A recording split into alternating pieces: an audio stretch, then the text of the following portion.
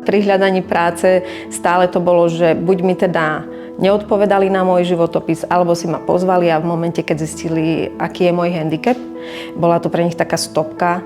Počas štúdia na vysokej škole sa mi začal zhoršovať zrak a mal som ťažkosti s hľadaním práce. 4,5 roka som bol doma.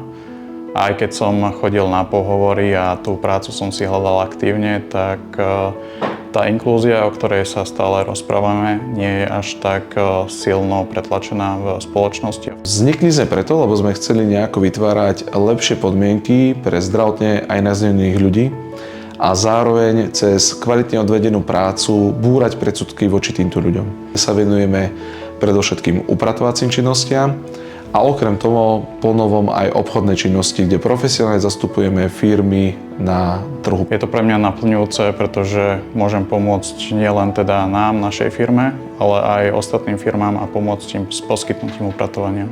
Naši partneri a klienti, keď s nami začnú spolupracovať, tak častokrát majú aj oni sami také predsudky, že ako to budú zvládať tí ľudia. Niektorí sú nepočujúci, niektorí majú zrakové znevýhodnenia, iní majú nejaké iné znevýhodnenia. Mali sme už kolegu, ktorý mal nohu a napriek tomu vedel úžasne upratovať. Som veľmi spokojná, som rada, že tu som, že upratujem. To, čo mne najviac dáva to sociálne podnikanie, je to, že naozaj každý jeden deň môžem stávať s dobrým pocitom z postele a aj zaspávať s úžasným pocitom, že som opäť niekomu mohol pomôcť v živote.